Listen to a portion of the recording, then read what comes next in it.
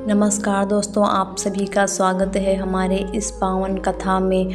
आज हम सुनेंगे जेठ मास की महिमा और चमत्कारी कथा, जो आपके जीवन में सुख शांति और समृद्धि लेकर आएगी। अगर आप सच्चे मन से इस कथा को सुनेंगे तो भगवान विष्णु और सूर्य देव की कृपा आप पर अवश्य होगी। तो चलिए बिना देर किए शुरू करते हैं आज की यह पावन कथा। हिंदू धर्म में जेठ मास को बहुत ही पवित्र और तपस्या का महीना माना जाता है। यह महीना गर्मी का होता है, लेकिन इसके अंदर छिपा होता है तप, त्याग और भक्ति का महत्व। कहा जाता है कि इस मास में जलदान, छायादान, अन्नदान और सूर्य भगवान की पूजा करने से व्यक्ति के सभी पाप नष्ट हो जाते हैं। तो जो व्यक्ति इस महीने में गरीबों को पानी पिलाता है, उसे कई जन्मों के पुण्य का फल मिलता है। प्राचीन समय की बात है, एक नगर में एक गरीब ब्राह्मण रहता था। वह बहुत ही धार्मिक और सच्चा व्यक्ति था, लेकिन उसके पास धन नहीं था। हर दिन वह भगवान का नाम लेता था और सोचता था, हे प्रभु, मैं गरीब हूँ लेकिन आपकी सेवा करना चाहता हूँ। एक दिन जेठ मास शुरू हुआ। गांव में बहुत गर्मी पड़ रही थी।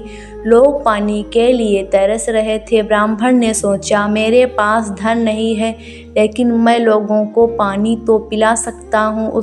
उसने अपने घर के बाहर एक छोटा सा घड़ा रखा और उसमें पानी भरकर राहगीरों को पिलाने लगा।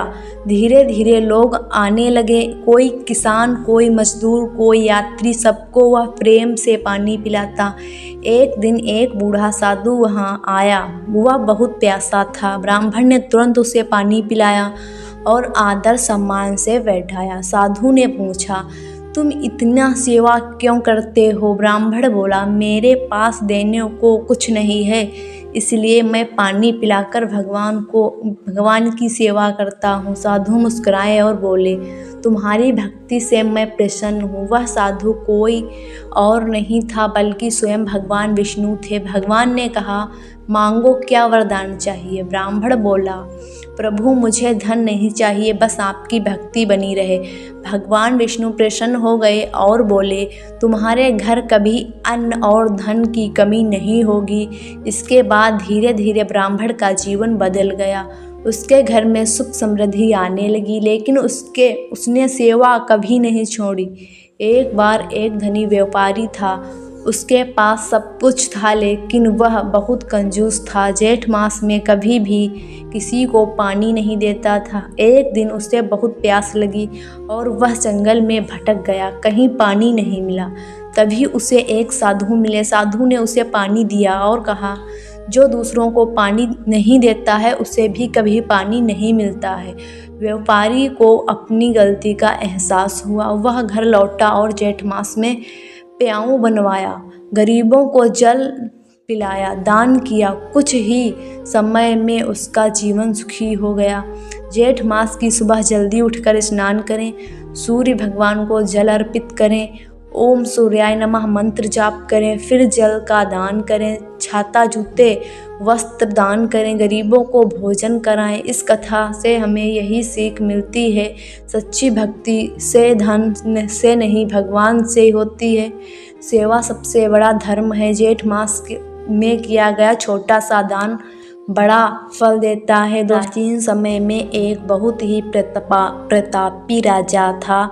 उसका राज्य धन और धान्य से भरपूर था, लेकिन उसे अपने दान पुण्य पर बहुत अभिमान था। एक दिन जेठ मास की तपती दोपहर में राजा शिकार पर निकला। तेज धूप, गर्म हवाएं और प्यास से उसका गला सूखने लगा। वह इधर उधर पानी खोजने लगा, लेकिन कहीं पानी नहीं मिला।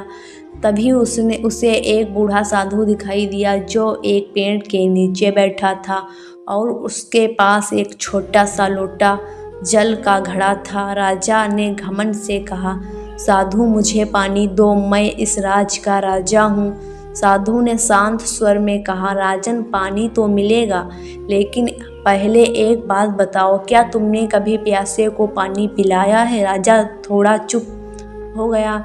उसे याद आया कि उसने दान तो बहुत किया लेकिन कभी खुद किसी प्यासे को पानी नहीं पिलाया। राजा बोला, मैंने बहुत दान किया है लेकिन पानी पिलाने का ध्यान नहीं दिया।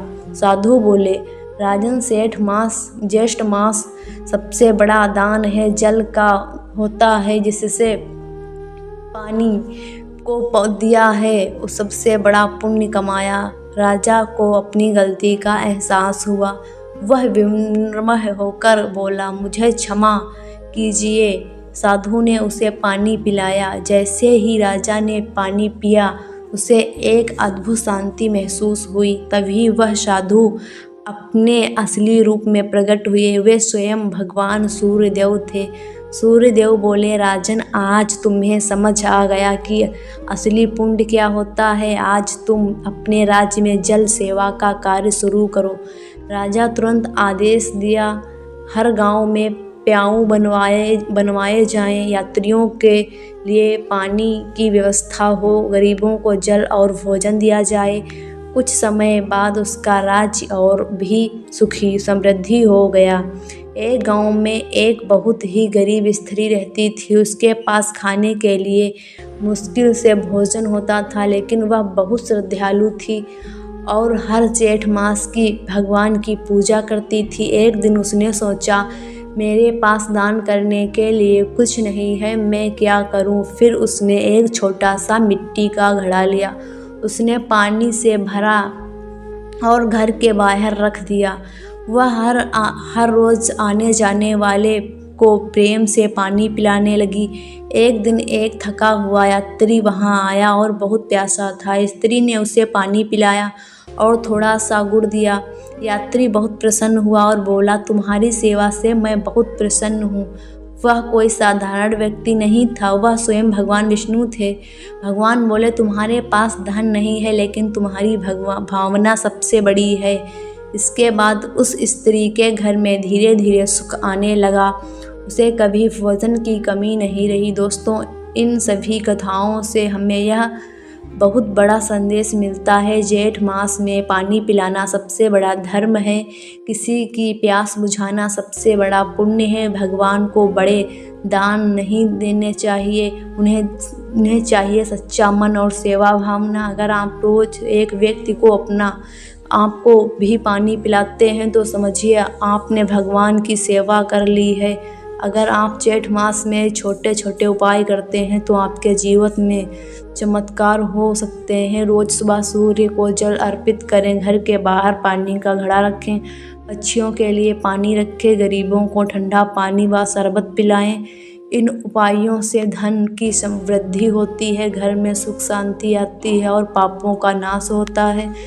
तो दोस्तों, यह भी थी जेठ मास की विस्तारित पावन कथा। अगर आपने इसे सच्चे मन से सुना है तो आपकी मनोकामनाएं पूरी होंगी। अगर आपको यह कथा पसंद आई हो तो इसे शेयर ज़रूर करें। बोलिए सूर्य भगवान की जय, बोलिए श्री हरि विष्णु भगवान की जय।